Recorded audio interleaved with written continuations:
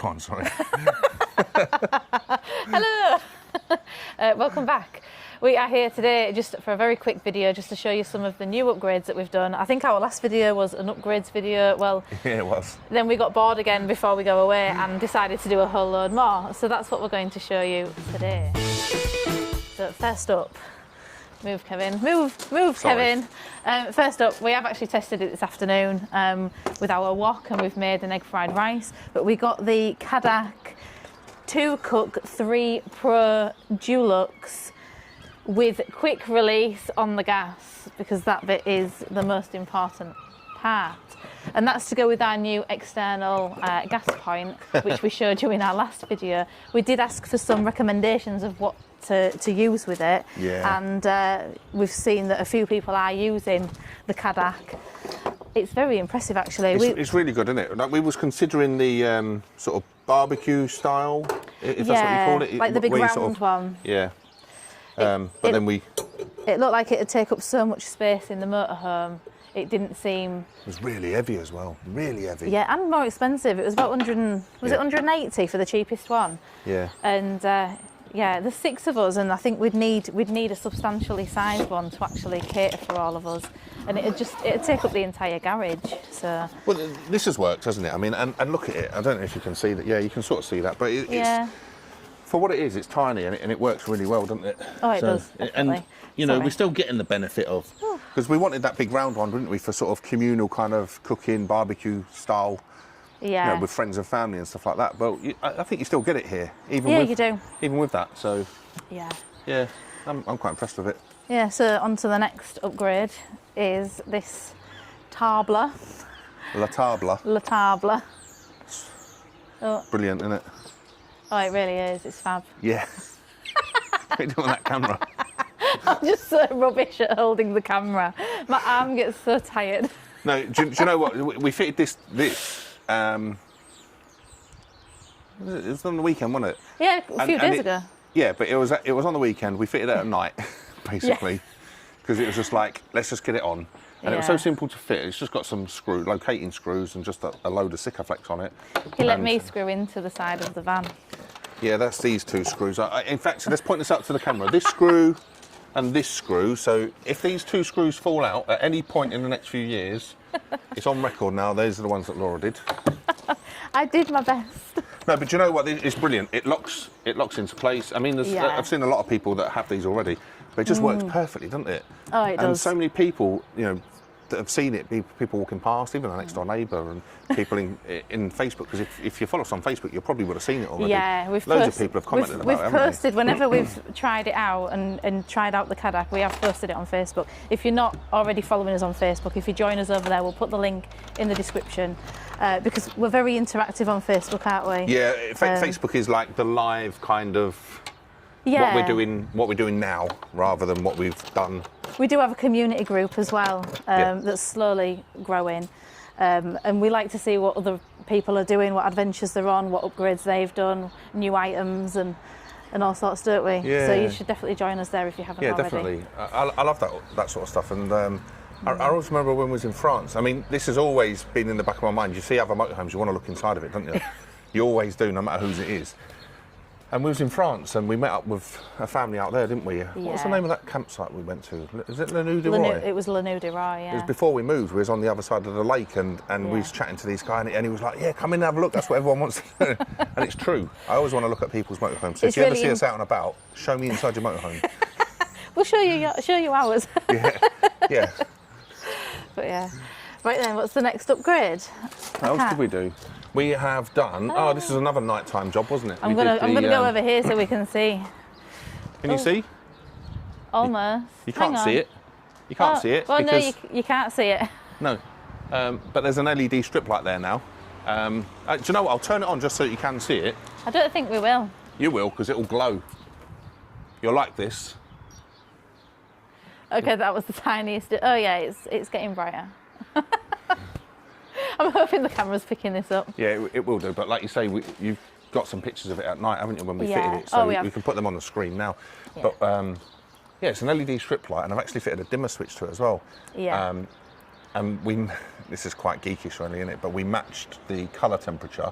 I've got an app on my phone that measures light intensity and the lumens. Yeah, looming thing. Basically, you shine the camera at your lights. So inside we've got a lot of LED strip lights already, haven't we? Yeah. And that is exactly the same colour as the inside, so it all matches all the way through now. And it's on a dimmer, so we're not going to blind people. We're on a site, yeah, which was the main thing. We've been sat in places before, haven't we, where people have got a very, very bright bluish, bright horrible. white or bluish light that comes. It spreads so far, doesn't everywhere. it? I mean, at night when we tested this, when we first fitted it lit up the entire driveway, didn't it? Yeah.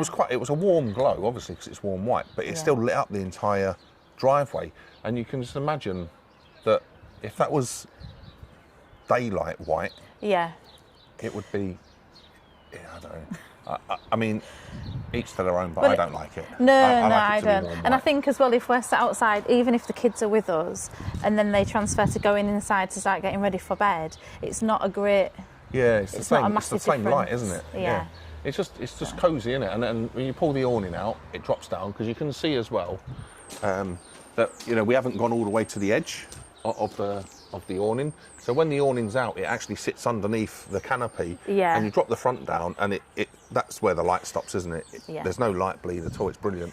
It So I is really very like that. good. Yeah, that's really good. That. And obviously, to go with a massive light. I really like that, so I'm just playing with it. But the other thing that we've done is we fitted a really big battery.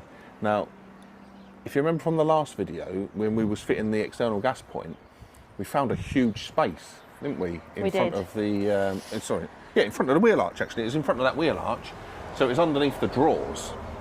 Yeah, under where the wardrobe is, isn't it? Yeah, absolutely unused space, and it was almost millimetre perfect for a 280 amp hour battery. Yeah. So now we've got 280 amp hours of lithium LiFePO 4 lithium ion battery,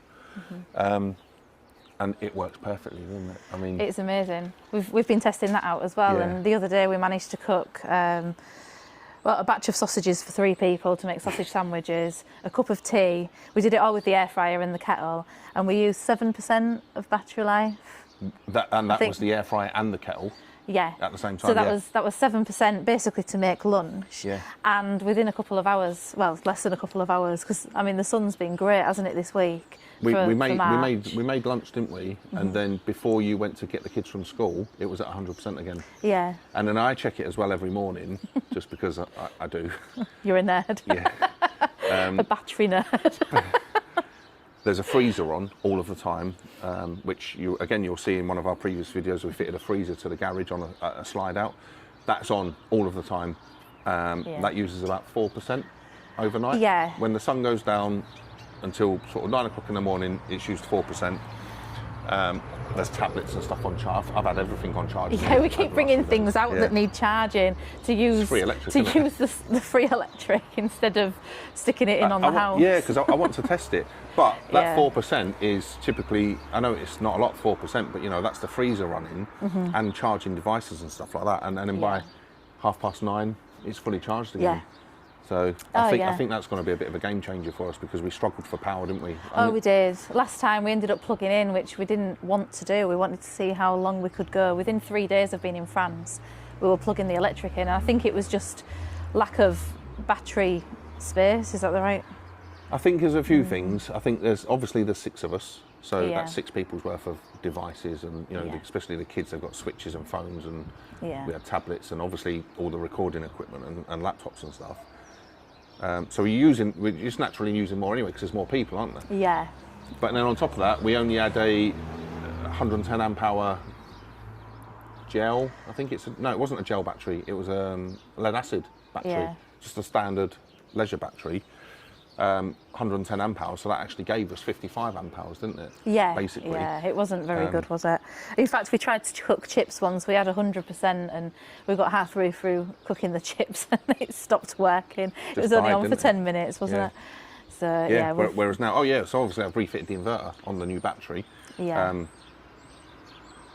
That's all on. We've completely moved it. Obviously, the battery. Come this way. Yeah. It's a bit of a mess in here because, well, you'll find out in a minute. But the battery used to be underneath here, just in that corner, basically underneath the seat. And then we've rewired it so that it's now...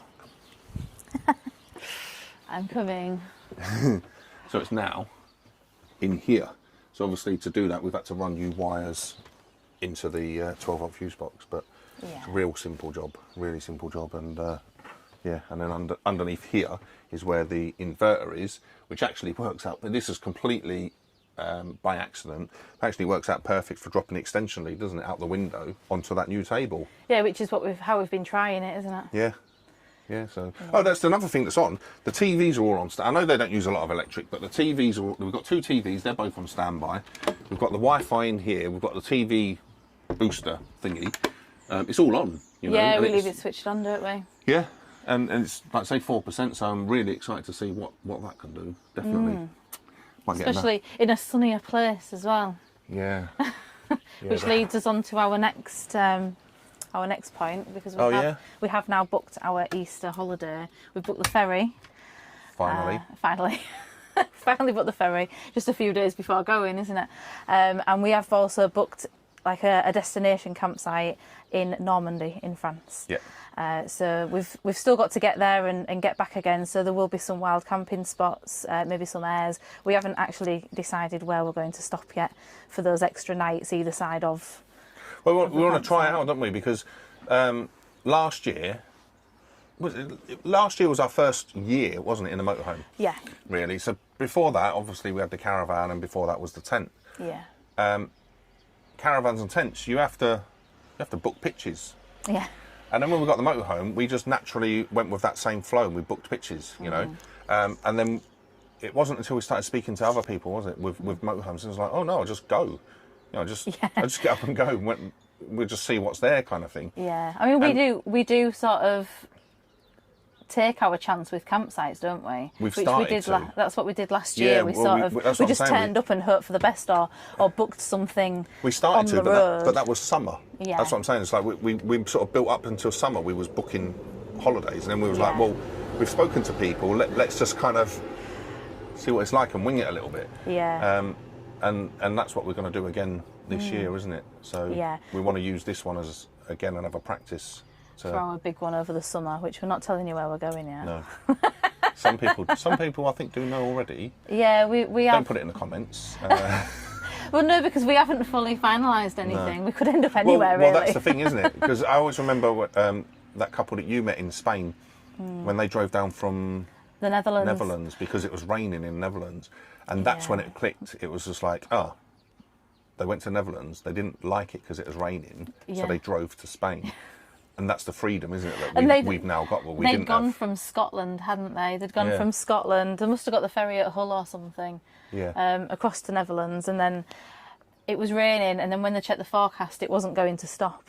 So there was just them two, like 2 adults, their son, and they were just in a little T4, I think. Yeah, but they just got up and went, didn't they? It was like, well, the weather's rubbish. We haven't booked anything, so let's just go to Spain and see what we can find. Yeah. And we know where we're going, but essentially that's what we want to do, isn't it? We want to just visit a few places we've got in mind, and just see what's there and see whether we want to stay for longer or whether we want to move on. And... Well, yeah, I like the idea of going somewhere and thinking, this is fantastic, I want to stay here for another 5 nights, and not having something booked that's going to spoil that.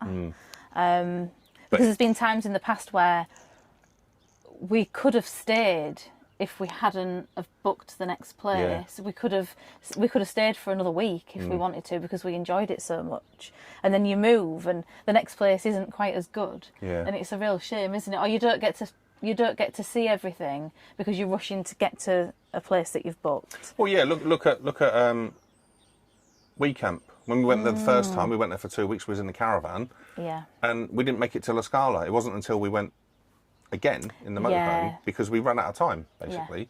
So it's having that freedom to sort of stay and go, oh, do you know what, I want to investigate these other places. Well, even that second time, if you've watched the video, we stood at the train stop, didn't we? And there was that many people on the train, we couldn't get on it. So we had to wait a whole other hour. And then we went back and it looked full again. So we ended up waiting until another day. had to try another day to get to La Scala. So even on the second holiday, there was a chance that we would have missed our chance to go, and that was another 8 days there, wasn't it? So, it's good to be able to just say, actually, we want to sit here for a while.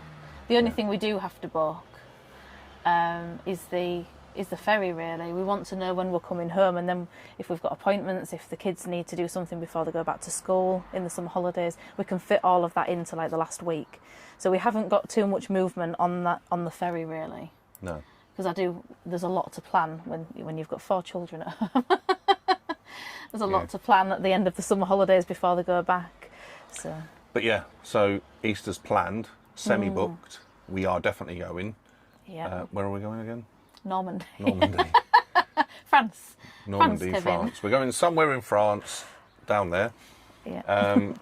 And then summer is going to be epic. It's going to be a first for all of us. So yeah, keep watching to find out more about that. Yeah. So we'll see you next time. Bye.